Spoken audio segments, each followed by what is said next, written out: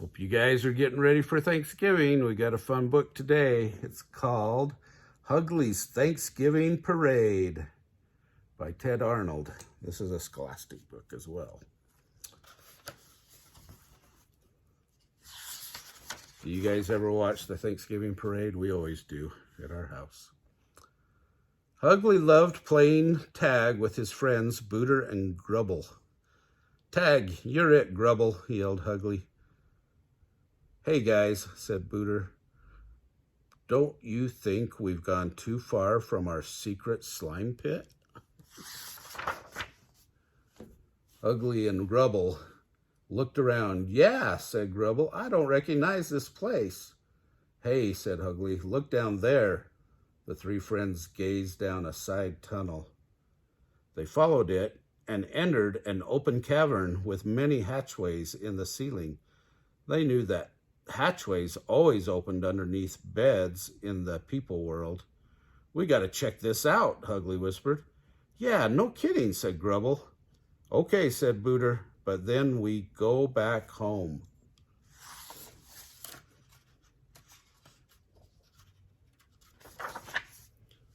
Hugley led his friends up steps in the middle of the cavern. They climbed out from under a bed in a huge room filled with beds.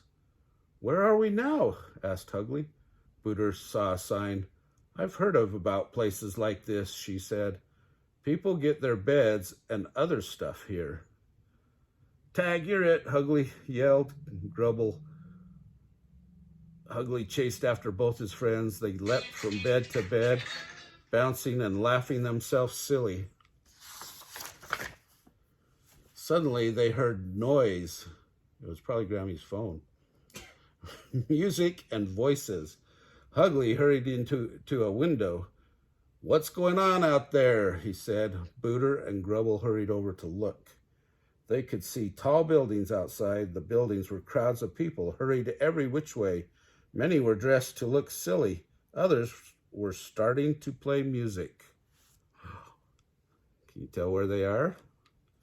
They're right in front of the Macy's store with the turkey balloon going by. "It looks like they're getting ready for a big party," said Hugley. "Yeah," said Grubble, "let's join them." "But we aren't supposed to be seen by people," said Booter. "We might get caught." "Some of those people are dressed to look like creatures," said Hugley, "so maybe they won't notice us." The three friends hurried downstairs to a door that led outside. Hugley, Booter, and Grubble walked among the busy people. No one paid them any attention. They found a pile of dress-up clothes. Many people were grabbing things to wear. Have you guys ever worn a Thanksgiving outfit? By the time they reached the pile, there were only hats left for the three monsters. "Hey, you," said the booming people voice behind them. "Oh no," thought Hugley, "we've been caught." They turned around, holding their breath in fear. A big people guy was standing there. "You looking for something to wear?" he said, handing each of them a shoulder bag. "Wear these, and during the Thanksgiving parade, walk beside one of those floats and throw candy to all the children you see." He walked away. The three monsters let out a deep breath. "Phew," said Booter. "That was close." "What's a parade?" asked Grubble. "I don't know," said Hugley. He pointed at a line of decorated vehicles. "Maybe those things make a parade." People were climbing onto the Thanksgiving parade floats. More people dressed alike were lining up and testing their musical instruments. Booter, Grubble, and Hugley walked around looking at all the wonderful sights. Hugley dropped farther and farther behind his friends, and he gazed at a particularly beautiful float. Suddenly, Hugley realized that he was standing alone in the middle of some kind of colorful, wrinkly stuff. He heard a hissing sound, and the stuff started to billow up around him. Hugley tried to run, but he tripped over a rope and fell on his face. Before Hugley could get up, he felt himself being lifted off the ground. "Booter, Grubble, help!" cried Hugley, but Booter and Grubble couldn't hear him. Hugley went higher and higher. He realized he was on top of something that was rising toward the sky. Booter and Grubble waved, but Hugley was too scared to let go and wave back. He was on a big balloon, wasn't he? Below, the musicians were marching. They started playing music. The floats began rolling. The parade started moving down the street. People were cheering. The thing Hugley was sitting on stopped rising and started moving.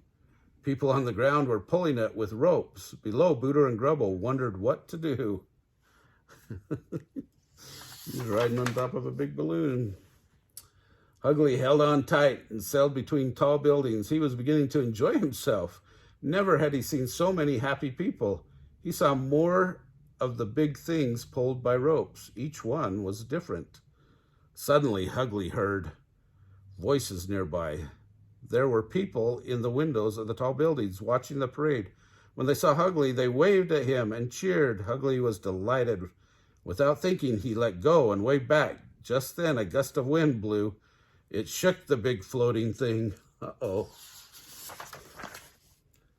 Hugley tried to grab hold again, but it was too late. He started sliding faster and faster. Then he was tumbling through the air. People in the windows and people watching from below cried, "Oh!" Below, Booter and Grubble had been tossing candy to the children, but they were keeping an eye on Hugley. When he fell, they rushed his way, and that way trying to get a position to catch him. Finally, he climbed onto a float to get under Hugley. Just in time, he landed in their arms. Whomp! The float caved in beneath them. The crowds of people cried, "Oh!" The parade stopped. The music stopped. The cheering stopped. Everyone held their breath. Finally, Hugley and Booter and Grubble struggled out of the hole in the float. They were okay. The crowds of people sighed, "Ah."